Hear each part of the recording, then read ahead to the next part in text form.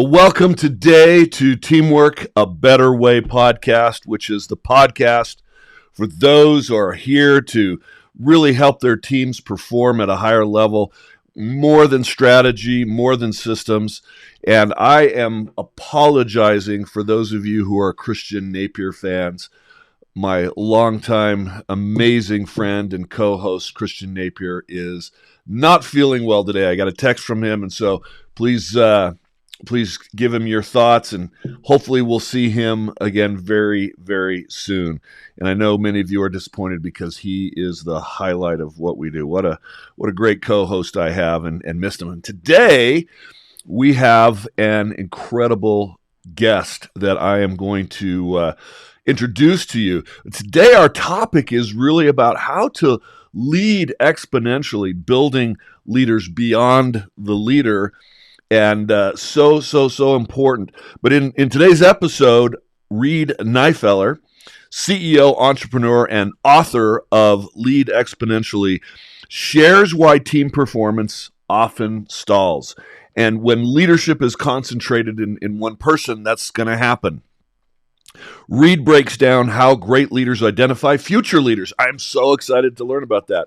And how to distinguish high performers from true leadership potential.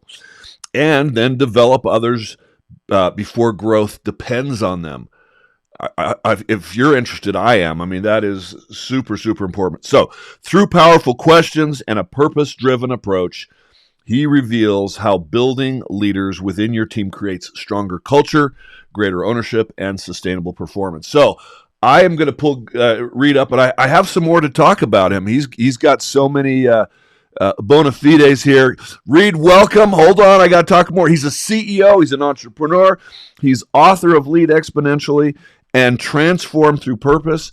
He is the founder of Signal, a fast-growing security services franchisor, as well as Filter Go and Frame Brand, where he's helped scale multiple businesses and develop leaders at every level. And you are passionate, Reed, about building teams that don't rely on one leader, because you're doing that yourself, but develop leadership from within. His framework focuses on aligning purpose, identifying leadership potential, and helping individuals grow into that role, creating lasting impact. So much more, grounded in faith, grounded in intention. I'm so excited for your perspective on how to really to grow leaders. Welcome, Reed. So glad to have you. Thank you. Thanks for having me. And Spencer, it's great to kind of walk through that. And of course, this is really for your audiences. I always tell the audience, it's really for the people that they lead. That's what this content is for. Because if the leader becomes better, their teams are better.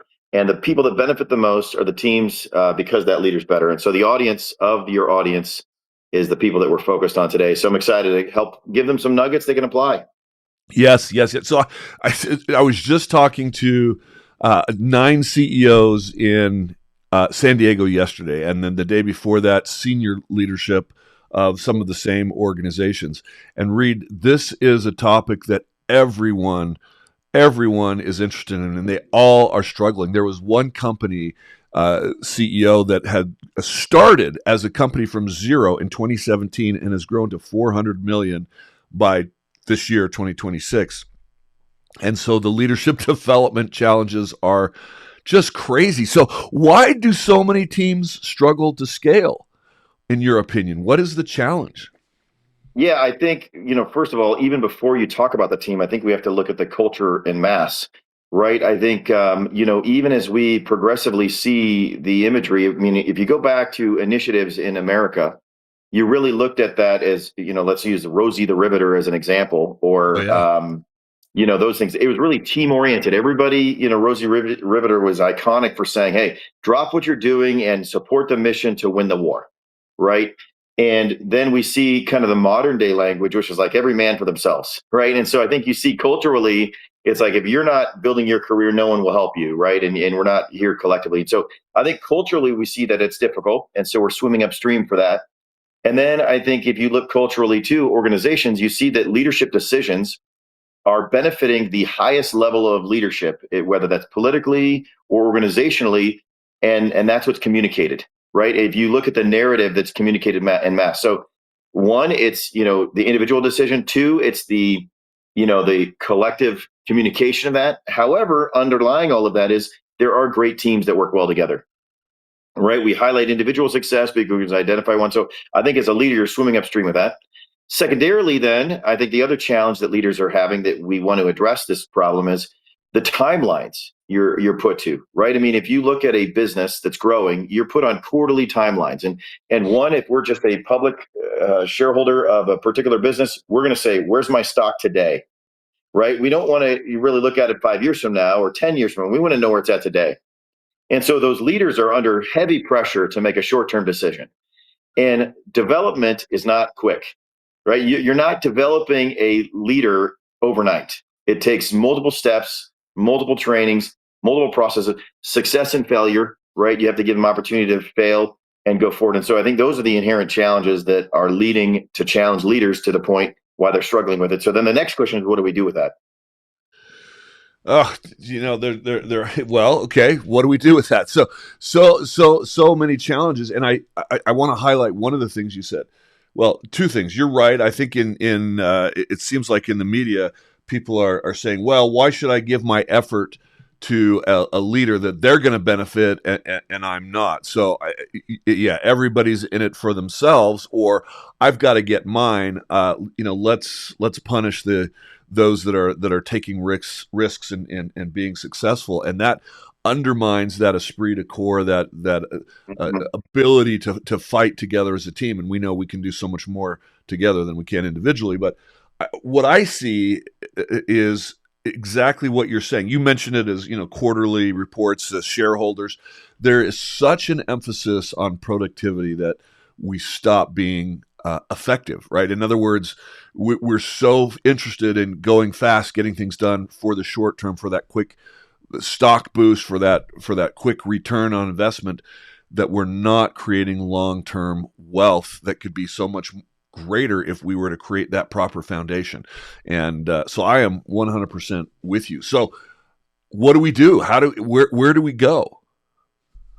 Yeah, and I think together we can accomplish more for sure. And so I think that's where the first thing is to orient as a leader the North Star. What's the collective goal and objective, and never stop communicating that. So it's really giving the organizational vision, and the organizational vision isn't a quarterly number, right? So if I look at my organization, my security organization, Signal, is to create peace of mind, right? That's the driving factor. We want the clients that we're serving to say, because Signal, the security franchisor, is there and all of their franchisees are there, we know that our property has a higher likelihood of safety, right? And that's what we want them to feel and appeal while they're there. And then if we do a great job, actually, they will be willing to pay us more. They'll be willing to, get us more opportunities and clients. But if we're just merely saying, okay, they're only paying me this much per hour, so I'm only going to deliver this level of service so I can maximize my profit, my orientation is around making money, not serving the client. And what happens then is I lose the client, right? And I lose the profit margin that I otherwise would have put in there. And so I think as a leader, the first thing you should do, Lead Exponentially, is clarify the vision and make sure it's unifying, right? Not dividing. It is not about a particular department or a person. It is about an organization, and they drive forward. And so you clarify the vision and you put that at the paramount, right? Above any leader at any level, myself included, right? Then the second thing is we show them how that can be accomplished, right? So I think the first step is to clarify vision. So once you've done that, I mean, your vision was so simple. I mean, say it again. It is to create peace of mind. We're here to provide peace of mind, to pursue passion in life. That's our clear vision. And I think it's important to say, how did I arrive at that? Because many organizations are thinking, how should I arrive at that? And I really took enduring organizations and I looked back and I said, they were not delivering a particular product or service. They were delivering a state of mind, right? Coca-Cola owns happiness, right? Harley Davidson owns freedom. Disney owns fun, right? I mean, Mickey Mouse is not all that relevant anymore, but fun still is. And so they venture into all these other things because they're really owning that state of mind. And so if you're an organization and you're not delivering a state of mind and you're delivering something too practical and tangible, that will change and evolve over time, right? I mean, historically, and you won't build an enduring organization. So make sure your vision is a form or state of mind, in our case, peace of mind. Well, and what you just said is that helps fight against the commoditization of the service that you're providing. Right. You're not just comparing services. You're creating a loyalty to that, to that brand, to that peace of mind, that state of mind that you're creating. I love that. It seems so simple, but again, Yeah. that's just the first step, right? Yeah, that's the first step. And I think its first step is understanding it and orienting to that, right? Because think of how, Disney, just using them as an example, because they're a global brand we're aware of. They own fun, and look at how much of the wallet share has gone to paying for fun.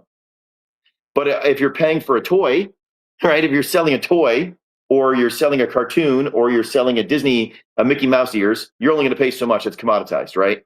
And so we're going to look at that state of mind or fun. And so once you clarify that for your particular business, what state of mind are you addressing? Then you have that vision, and then you show them how, right? And then ultimately, the next step is after you have that vision, is developing a strategic plan, right? Where is this subdivided, right? And so, it's been said, and we'll just continue with the Disney analogy. As he was flying over the swamplands in Florida, right? He could already see in his own mind's eye that vision where there would be snow cones as you get off your roller coaster, right? Many of the roller coasters are still there, and still the food is there, and he's really mapping this in his mind's eye. That was a strategic plan, and a part of the story I love about Walt Disney was it was comprehensive, right? He's thinking, okay, I need good ride designers, I need good characterization, etc. But he also had one of his key lieutenants was someone that had worked on the Panama Canal. And you're like, well, why would you need someone that worked on the Panama Canal? Because he knew what would also derail him, and that was mosquitoes. How many of us would go walk around the park in Disney World and get stung by or bit by mosquitoes every day and every hour and not think about that? And so Okay, Walt so Disney I have understood that. I have been to the Everglades National Park, Yeah, which is in the south of Florida. I thought I was going to die. yeah, We got to the park headquarters, and it was closed, and we have got to get some spray repellent. We had no idea that we were going to need our own personal mosquito net, and so luckily there was a ranger there that was able to break us in and get us some mosquito repellent. Otherwise, we wouldn't have been able to go on our boat ride or anything. It was just it was a mess. So that's that. Of course, that's interesting. There's actually the whole Reedy Creek development. It's their own city. They run their own city there at Disney World for all the services that they need to have. It's just an amazing operation. and that was part of the vision, strategic plan. major strategy. Yes. So, And so but that's what the next about step. what's that? So if you're a leader, that's the next step, right? Take that vision and make it a tangible next step. A lot of things, we only look at success, not the things that'll derail our success. That's part of the strategic plan. And then you subdivide responsibilities. And so even in the acquisition of the land, to follow that same analogy that can apply to every business, and I've certainly applied it to mine, is he bought additional land, and then he put moving water to mitigate and made them beautiful features. And so back to that same strategic plan, he bought more land. Walt Disney did, put water features in each one with moving water so that the mosquitoes wouldn't be there, so you don't need that repellent, right? And so just imagine how forward thinking that was. We're trying to eradicate chemicals from our lives, and he already had thought ahead, did it in a natural way. And to me, that is a visionary developing a strategic plan, then subdividing responsibilities. He didn't cancel the rides, right? That's one department driving the direction of the vision. He didn't only build rides and then have spray and go commoditize it and try to make money off of mosquito nets and spray. He holistically had that team working together, which leads to the third step once we're there. So the first is establish a vision as a leader and direct it towards a state of mind. The second is develop a comprehensive strategic plan and subdivide responsibilities to different parties to make sure you get the best in class in each of those that can work collectively together. And then we can jump to the third step if you're ready. Well, I'm absolutely ready, but I don't want to go too fast here because there's just we're getting some great content, but I want to know, let's before we get to step 3, how did you discover this? I mean, you're in businesses that seem to be highly commoditized. Mm-hmm. So how did you figure this out? I mean, was it pain and suffering, or did you figure? Sure. I'm just, how do I separate myself from the pack? What was the impetus for you to figure out what your secret sauce was going to be? Yeah, I think a lot of people try to improve on what exists. Right? What do I mean by that? And I'll give another analogy that is applicable here as well. McDonald's is a global provider of burgers, right? And they were not the best franchisor. In fact, I mean A&W was your first burger franchisor, and they did the drive-in. And so then just as what they did is like, what would be a better customer experience? A drive-through. You don't have to, you have a 20-minute, you go, they get roller skates to get out there, and then they go order the food, and then they come back and bring it back and forth, right? Instead of they do a drive-through, they got that down to 90 seconds. And so how did I discover this? I mapped an ideal customer experience, just like McDonald's did, just like Walt Disney did. And I said, okay, what would be an ideal customer experience for a franchisee, for a client of our franchisee, and for the employee of our franchisee? And so then as you see all three of those intertwine, it gives you a very clear throughput. So what's an example of another industry that did that, right? Uber. They said, what's the ideal driver's experience, the rider's experience, and the owner of that particular business, in this case, Uber, and their experience, and then let's design a software for that. So I think a lot of us build our businesses saying, if I only had one more GPS for my cabs, I'd have a better experience. No, what we really want to say is what's the ideal experience? And then we challenge that with scalability and profitability, right? That's what comes in next. And so if you have that designed, that's that strategic plan, what's ideal, and you really challenge that. I tested across many different parties and said, okay, customers, what do you think if I did this? Okay, employees, what do you think if I did this? Okay, franchise owners, what do you think if I did this? And now I've got they gave refined ideas and it came together, and I'm really owning that experience. And then you begin to build it next. So that's how you go down, as you go and evaluate those three different vantage points. A lot of us as business decisions said, I've got to appeal back to that original part of the conversation to my shareholders. So I got to get a return. So what's the easiest way to do that? Cut expenses, go lay off people. And then you realize 20 years later, I didn't do any R&D. I have the wrong team. I don't have enough employees to execute on that. Instead, you say, I'm going to get such an attractive customer experience. It'll be undeniable that people want to come and use our services. Then I'll build my team to continue to support that. That's the alternative way when you're looking at vantage points broadly. And so it's mapping the customer experience to directly answer your question.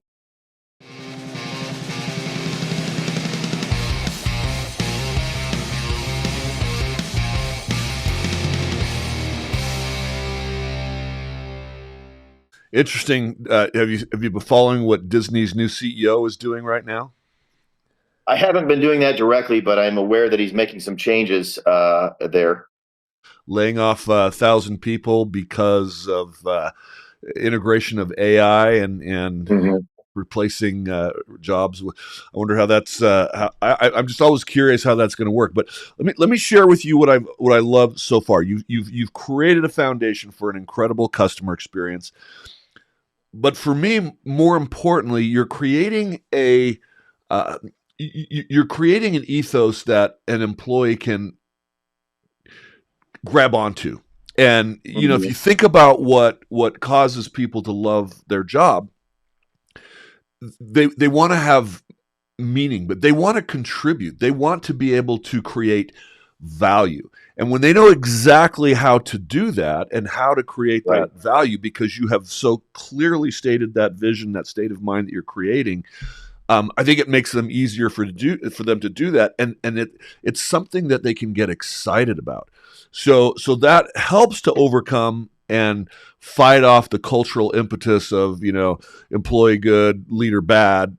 Here I have an opportunity to be part of an organization that is making a difference. I can make a difference. People want to be contributors. They want to have meaning in their life, and I think that's something that you're giving them as a foundation that makes it easier to build on. Just so simple. Let's create an environment. I don't care if you're painting curbs on the street. What is that meaning? What is that vision? What is that state of mind that you're creating to make the world a better place? When you can articulate that, people will connect with that.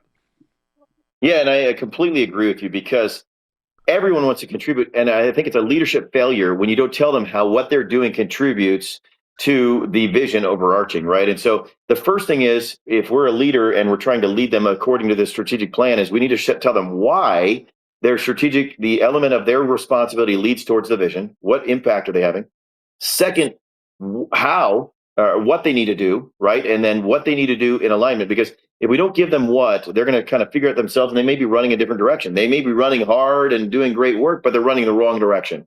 Even though they say why, they're going to be passionate about it and have that. And then the third is how. And that how, if we can do it so consistently, we can build that, and then we can really have material momentum, and you improve. And if you use McDonald's as an organization, and you've seen hopefully the movie The Founder, you can see that it was why are we doing this? We're going to create efficiency in the kitchen, right? And then how are we going to do this? We're going to have these in the order and subdivide it. And then what are we going to do? We're going to literally, do X, Y, and Z. And then look at how they've accelerated that to tens of thousands of stores globally and billions of customers served. And obviously everybody's experience may vary with McDonald's, but you can't deny the global impact they've had in that vein, because they made those decisions. And that's what we're applying here is, why would every employee's job be important? What do they need to accomplish, and how do they do it? And if they do that super consistently, that's how we're going to build our brand and achieve our vision. Reed, okay, so you've laid out three steps that seem so simple. This is the Teamwork Podcast. We talk about team performance all the time, and we have shared so much data that shows very few teams worldwide are high performing. Call it 10% or less. I mean, we had somebody on Qualtrics, the chief psychologist officer, Ben Granger, was just on saying, their experience 4.27%, Harvard Business Review 8.7%. So let's just say 10% worldwide teams are able to reach high performance with their teams. With all the formulas, with all the information out there, why do we struggle with that? What's the biggest mistake leaders are making that prevents them from growing their team?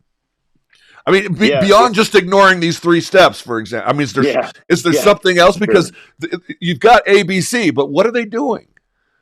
I think, it comes down to selfishness, candidly. And that's not the answer people want to hear. We value ourselves over the others. The servant leadership really is tangible. And here's why we may get dissuaded from thinking of others over ourselves, because we had a bad experience. Right? We then say, one time I trusted or believed in somebody and they let me down. And so I know that if I just do it myself, if I just consider my needs first, then I'll give them the leftovers to be there. But if we think of the other team members first, right? If you look at, I study sports as a good analogy to business and life. The people that win the championships are not because they have the best player. It's because they have the best team, right? As an example, the Winter Olympics, the U.S. hockey team beat the Canadian hockey team. And I don't know if you have some listeners that are Canadian hockey team fans, but by all accounts, the Canadian hockey team had more talent. Better stats. Everything, right? Then, however, the U.S. team had teamwork. That's why they won, right? There was more shots, stats, all the above, right? Everything. And so I think the thing is, they're focused not on themselves and their stats.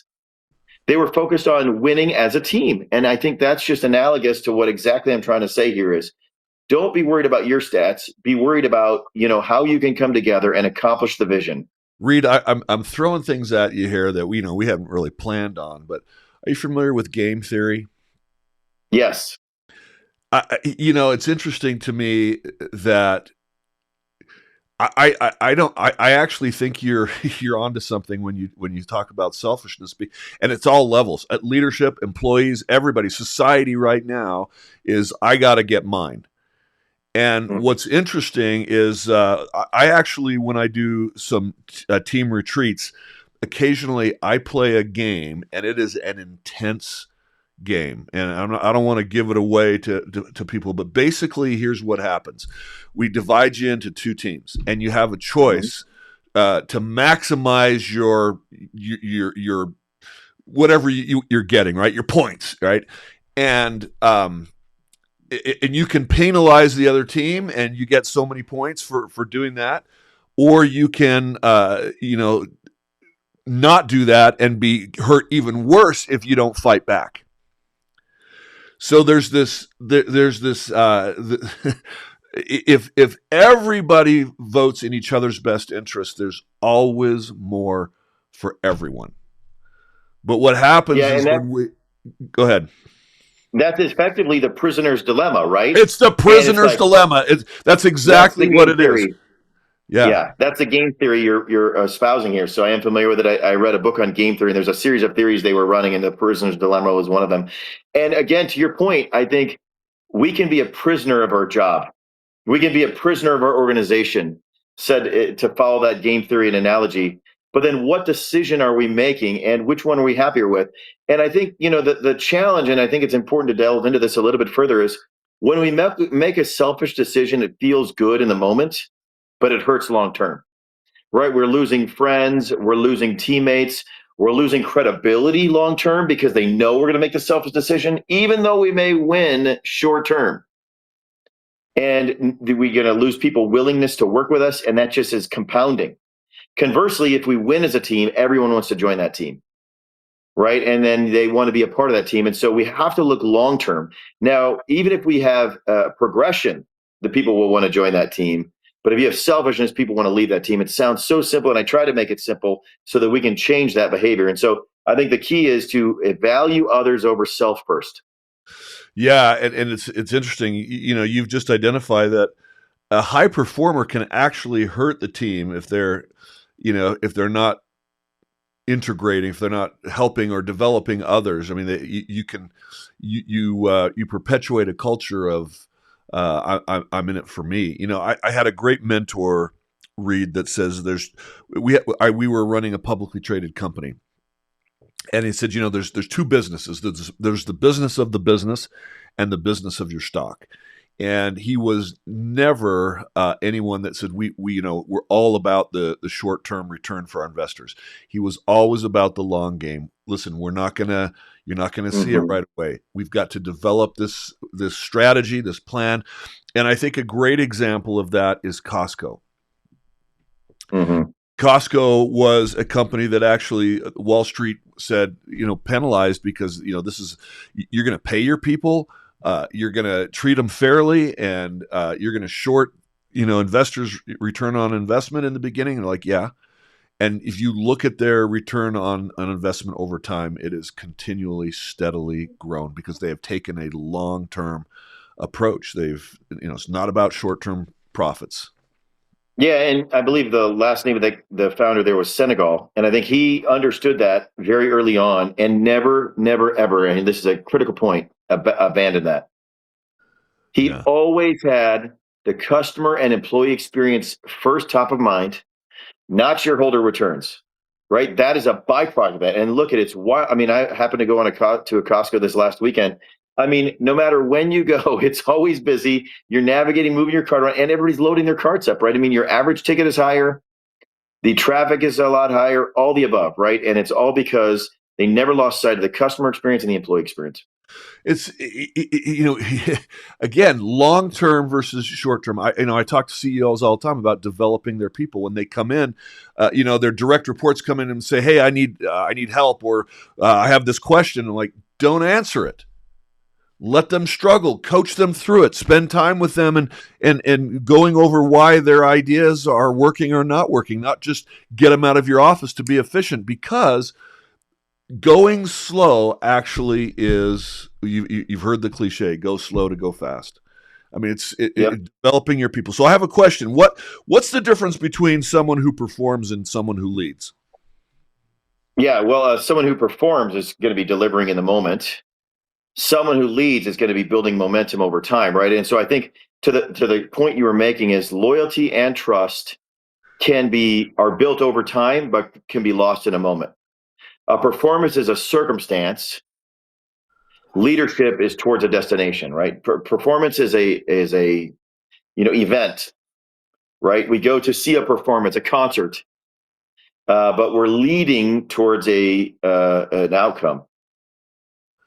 You talk about developing, those leaders going forward. How do you identify those leaders within your organization? How do you prepare them and start to make sure they're the ones that are going to help you scale?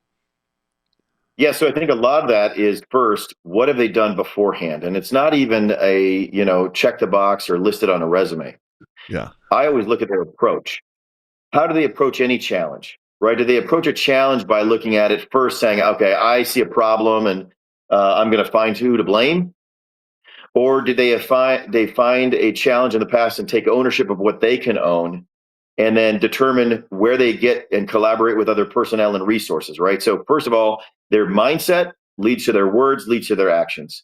So, I listen to their language. If they're finding blame, not going to be a fit that can be developed, right? Because they don't take ownership. I always tell people, whoever you're getting the lead from, whoever you blame. So, you're leading yourself if you blame yourself, saying, I can work on my own skills. Or if I blame the economy, I blame the weather, I blame the culture, that's who's leading you, right? The next time you turn on the news, that's where you're going to get directives. And so I want to see someone that's willing to first be a great self leader to then be able to lead others. If they take ownership for their circumstances in life, regardless of what they are, and then they have ability to build on top of that, and then ultimately lead others and take responsibility for them as well. So I think it starts with their mindset, their words, their language. Are they taking responsibility for where they're at, even if they might be external factors affecting that, or are they trying to place blame? And that's the first starting point to see who I'm going to invest in.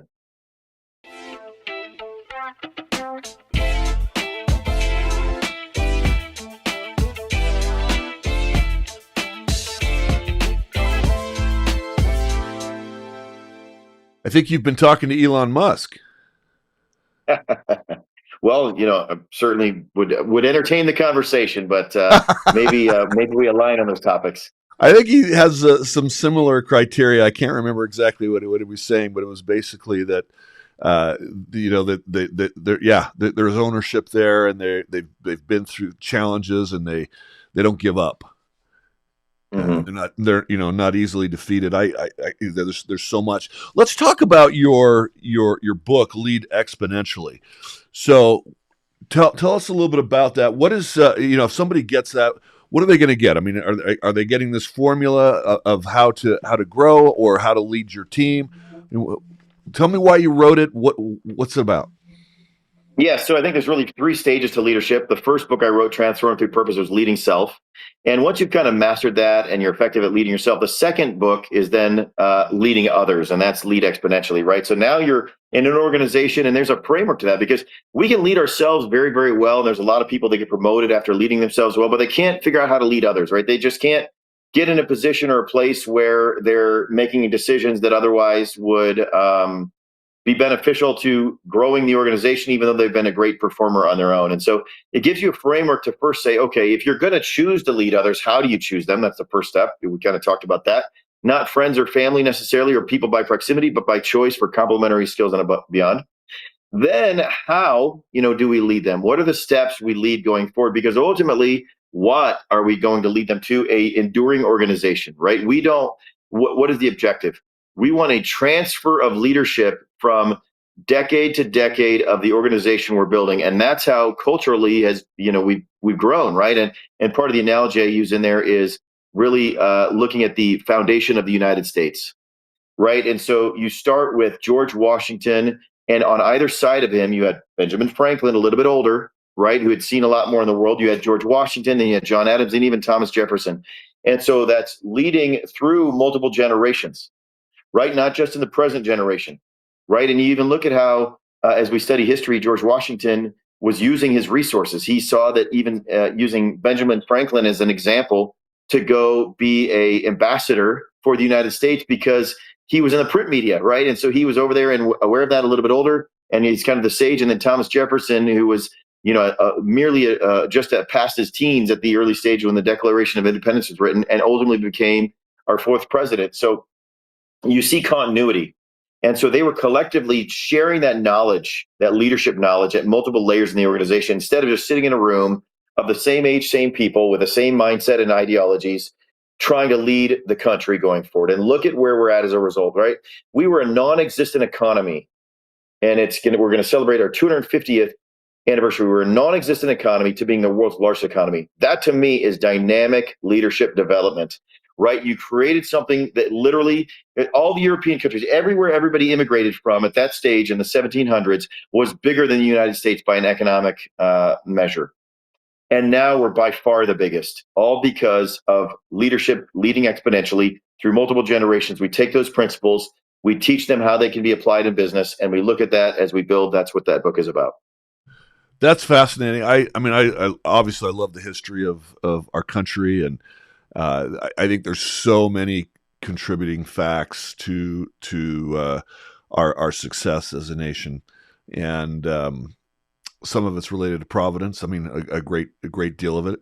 We're also very uniquely situated as as a land. I mean, the navigable rivers that nobody has, almost impossible to invade, although we have been invaded, but we've got some great things. But how did George Washington, and how do you know who's ready for leadership? You know, you talked about sending, Ben Franklin. Of course, he was seasoned and perfect for he was perfect for that job in Paris.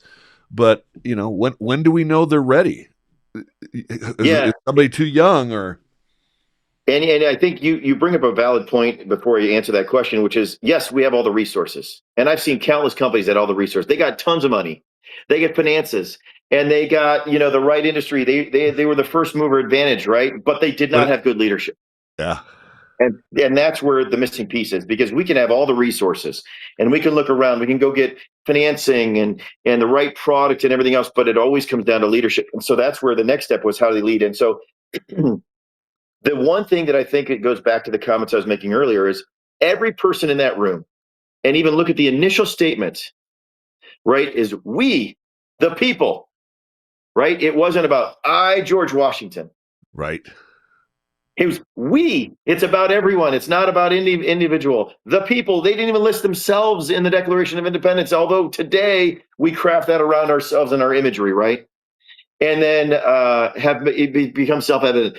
They essentially crafted a vision statement, right? And that's the Declaration of Independence. And they worked on it for 30 days, and they had differing points, and they had uniform agreement, and they signed it, even though there was some, I believe, that did not sign it. And so I think it was a matter of who believes, to your point and your question, who believes in the vision we're trying to accomplish.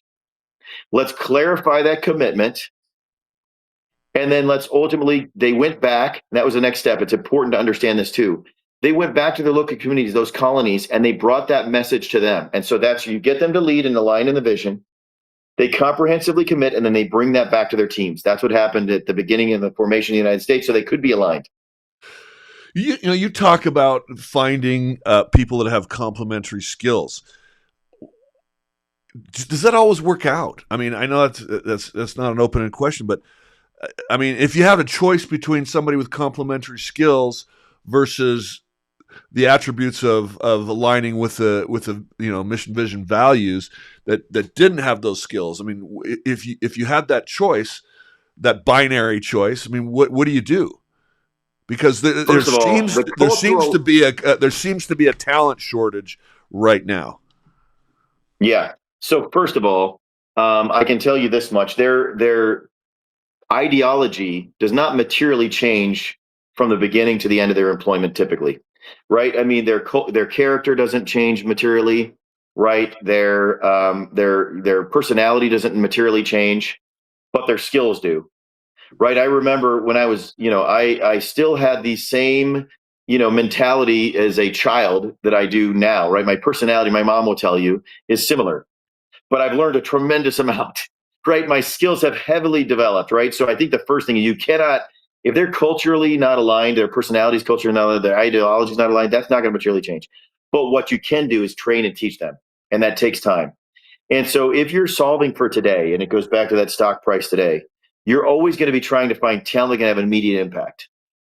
And again, using a sports analogy, I follow the NBA relatively closely. The teams that over time build their talent internally are more likely to win a championship. A recent example, that's Oklahoma City Thunder.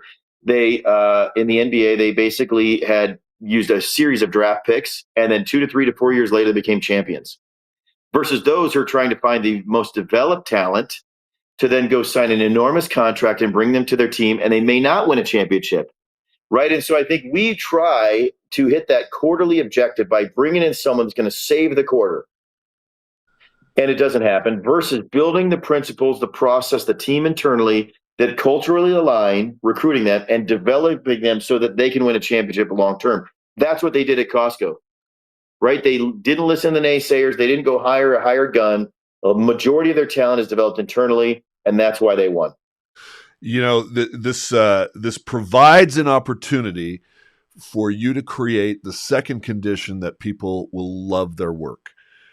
First of all, we said they feel valued for contributing. People like to be part of a Yeah. winning team, right? So if they're contributing to a winning team, that's something that people love. I mean, more than pay, more than culture, more than all this other stuff. Mm-hmm. The second thing that causes people to love their job is a challenge, is an opportunity to grow. Not so much that they shut down, not so much that they're way outmatched for their skills, but that they're just enough uncomfortable that they have to stretch. Give people assignments and goals that are slightly beyond their capability. Because after a while, when people start to master the tasks or the skills that are required, it becomes rote. It becomes boring. It becomes, there's no growth opportunity. And most people are motivated by the opportunity to become something more, to become something better, to be invested in. And the kids of today, the Gen Zs, one of the things that they're looking for in an employer is someone that cares about their well-being, that you're ethical, that you're fair. And one of the best ways to show that you care about their well-being is to invest in them, to spend your time as a leader, to mentor. That takes time, right? Again, we're talking long-term thinking, Right. Some short-term pain in the fact that we've got to develop the bench strength, and we need to give up our precious time to pass on knowledge to the next generation. For sure. Everything takes time, unfortunately, and or fortunately, right? I mean, I think we are a byproduct. Our organization here is a byproduct of staying in the same direction over time, right? I've led this for 19 years. We're doing hundreds of millions of dollars in 48 states and 9 countries. That's not because day one I decided I was going to do that and did it. And I did day one. That was the vision. But it's just, I didn't do it just one day. I think the point I'm making is I did that every year, every day for every year, right? And so the only resource we have is our time and the energy we apply to it. So what shifts when a leader starts developing other leaders instead of doing it all themselves? Yeah. So I think one, let's look at this as a math equation. If you are growing your organization, you are dividing your time. If you don't develop others, right, you're dividing your time. And so you only have so much time and you get stuck at a level because you can only divide it down so much. It becomes infantile at some point. And so the next step for you is to then subtract things off your schedule that are not creating value. And so then as you start subtracting things, that'll get you a little bit further. Then you start adding team members, right? And so then you get to a capacity where you can only manage 8 to 12, maybe they say that you can manage 80 relationships, and that's between customers, employees, and the like effectively. But when you lead exponentially, now you're multiplying. So if I now multiply and I develop leaders that can then develop leaders and develop leaders, I'm multiplying, and now you can become an exponential organization. And it really is that simple math equation. I think so many leaders are just dividing their time between competing interests. And the next natural thing they'll do is subtract out a couple of things on their schedule or to-do list and say, I don't need to do that anymore. And so I can do a little bit more. Then they say, I just need to add one person to help me, or 5 people to help me, or 50 people to help me. And they're like, I can't manage them all. I'm getting burned out. It's when they really learn to develop, lead others, and develop them that they get that multiplication effect. And that's where you can build the global organization that you're aspiring to, or have a much broader impact. And so it's really those steps that are there. Really look at how you're leading and where you're at. If you want to be a multiplier, then make sure that you get the right people that you can multiply through and choose the right people.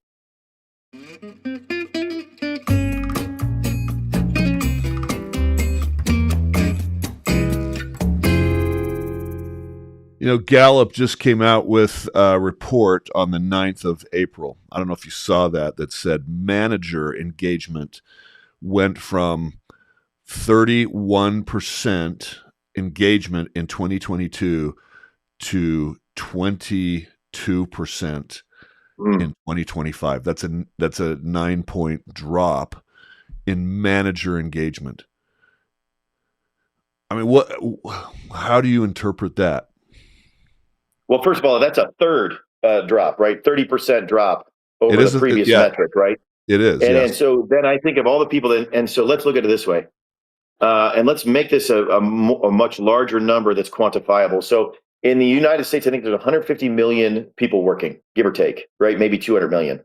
Yeah. And so then if you take a third of those people, right, that means that 70 million, if there's 200 million people, 70 million people are less engaged than they were 3 years ago, right? And 70 million people, managers, right? Let's just take it as a number, a raw data number, are not investing in the next generation. So then we have what, call it 3 million people born every year.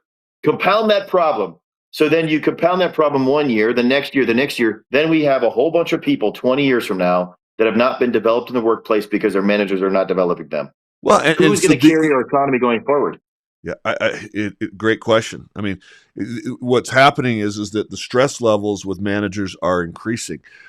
In many organizations, they're expected to do more with less. That's really been happening since the 2008 recession, carried all the way through to COVID and forward. We've got teams are bigger and organizations are flatter. We're all focused on efficiency, which we've been talking about all show. And it comes back to bite us. And if you're only in that, let me show something really quickly. One of the things we do with my organization is we assess where teams are at in the productivity versus sustainable productivity quadrant, right? And so if you look at the bottom right quadrant, that is highly productive but low positive. Stress, burnout, and that's where the turnover comes, right? And that's where the low engagement comes. Most organizations, if you look at the top left, that's high positivity, low productivity. And then on the bottom left is low. You're out of business really quick. Our goal is to get up to that right quadrant where that red arrow is, to be highly productive and highly positive. But most organizations have an outline like this little white box here. There's a scale, if you will, Reed, of productivity in a range, from low to high, but not all the way. And then the conditions in terms of trust and great interaction and development of the people, and that's a range that's low to mid. And so that's why, only 10% of teams are high performing. There's so much stress and anxiety at the leadership level. You're holding on to too much because it's all about, I just got to get through the day. I've got to do my tasks. And you take those tasks home and you never have time for yourself. Yeah, and I think it's a competing interest for the managers, leaders, everyone. It's short-term and long-term, competing interests. Yeah. And we just get stuck in the middle. I'll use this analogy. If the interest was always long-term, we'd know what to focus on. And so I remember, we moved into our first house decades ago, and my wife's like, "Hey, paint the garage white." And so I went and got garage white, literally at the paint shop, And so we moved into another house later, and she goes, "Paint the garage white." I went and got the garage paint white. She goes, "Oh, wrong color." And I said, "It literally says garage white." And the problem was there were so many choices for the color white. I didn't know which one, so I'm frozen. Like, oh, is it this garage white? Is that garage white? And that's what happens in competing interests in the workforce. Is we are just waiting for the next initiative when we didn't even get a chance to work on the first one. And so we're stressed because we're behind on the other one. And then we have decision fatigue. Then we get burned out. Then we get worn out. Then we just decide to quit and go find another job. And so people don't stay at that same problem for enough time to really find a solution, right? Yeah. They're not going to be the Thomas Edison that tries 1,000 times to figure out a light bulb. They're going to try once and they didn't figure out a light bulb. They're going to go figure out how to build a skateboard or something. I don't know. They don't stay with the same problem in the same way to really resolve that. And that's why they add stress, is because they're constantly bouncing and learning new things without truly being productive. Did you repaint the garage? Like 3 or 4 times. No, I think I think in the end I said, "Hey, this will do." And I think I kind of had that conversation that no one's going to notice. It's not the garage white you wanted going forward, but I'll learn for next time. How about you pick the color next time? Is what I think I said, actually. That's smart. Yeah. I'm always letting my wife choose the colors, and she asks my opinion, and I'm like, "That looks good." Exactly. What's one mindset shift that turns managers into leaders? Great question. I think the mindset shift would start with this, and I'm going to be very practical. Then we'll talk about how it shifts your mind. If you stopped thinking about yourself, your objectives, your goals, your requirements and responsibilities for 1 week, who would you think about? Whose goals? Whose responsibilities? Whose effort? Who else would you think about, right? We're so pressured to think about our performance and our impact. And if we stop that, who do we going to think about? So if you think it, then you're starting to think about someone else. Now I'll ask you this as a leader and manager. And maybe even for you, Spencer, I was way better when my manager was thinking about how they could help me instead of how I helped them achieve their goals. Right? If the manager said to me, "Hey, Reed, here's how you can develop, and here's what you can do," and as a direct result, it would help improve his numbers. Instead of saying, "Reed, I have this number. I'm under pressure from my manager. I got to hit this number. What are you going to do? What are you going to do to help me get it? Or I'm going to be fired," whatever the case might be, right? And I think ultimately that's the first mindset shift, is saying, how can I help my team member be better? How can I help them encourage and achieve their goal? And as a result, I'll achieve mine. Instead of saying, "Hey, team member, you got to help me do my goal," right? I'm under such pressure. I got to hit these quarterly things. And we see leaders communicate in that way. And it actually separates them. They're like, "That's your stress, buddy. That's not mine." That's what the team member's thinking. Yet as a leader saying, "I got to really get this done. I'm under such pressure." So I think that mind shift would be, how do I help them become better instead? And they will help me accomplish my goal, instead of saying, I'm going to tell them what needs to be done and they better help me get my goal. Focus on others. Put others even before yourself. It's a servant leader mentality, is what I heard you just say. Right. Yeah. Yeah. I have what are called a lightning round. Mm-hmm. So what I'm going to do is I'm going to ask you 10 just really fast questions, one word answers, or just really, really brief. No thinking about it, just whatever first comes to your mind. All right. Absolutely. One word that defines great leadership. Servant. Performer or leader, which is harder to develop? Leader. Most underrated leadership trait. Persistence. One habit every leader should build. Self-awareness. Biggest mistake leaders make with teams. Not giving credit. Leadership is taught or developed. Developed. One question every leader should ask their team. How can I help you? High performance starts with Commitment. one word that describes your leadership style. I would say servant leadership. Finish this. Great teams are built when the vision is clear and the responsibilities are well defined. You know, it's been so great, Reed, having you on the show. I love just your energy, hard-hitting ideas, and very practical steps that our listeners can take. If someone wants to reach out to you for your advice, your services, how can people get a hold of you? What's the best way? Where do you want them to reach you at? Yeah, I'm passionate about this project, right? So nextinleadership.com is a website that actually there's a quiz that you can take on there that'll lead, where are you at in leadership, right? In development. And then this podcast will be on there, among many other things. And these will be tools. It'll be kind of like a curriculum or a playlist to help you develop your skills. And so it's a well-rounded series of voices, including, your commentary and podcast on there, so they can reach me there. My contact information is there as well. They can get the books and content.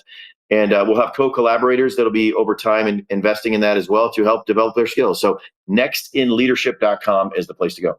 Will you have Courtney send me any of the survey links or anything like that? That would be great. We'll put them in the show notes and your website in the show notes so that people can reach you.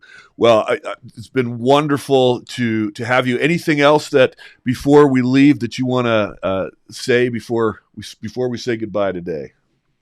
I think I would tell your audience that they can choose today their future, and they should make that choice. Don't live a default life. Don't default to whatever you've been doing or whatever you feel like life has dealt to you. Choose today where you want to go, right? And make the changes necessary to achieve that, because you will thank your future self by not living the default life. And I can believe that it's difficult for a road ahead for you, but choose today the life you want to live. Don't live a default life. Fantastic. Stick with me for just a second, Reed. After I end the show, there'll be a couple seconds of silence. But for those of our fans and our listeners, please like and subscribe. Teamwork a Better Way. Share it with your coworkers, with your friends, with everybody you know. We're so grateful that you joined us today, and we will see you next time on Teamwork a Better Way.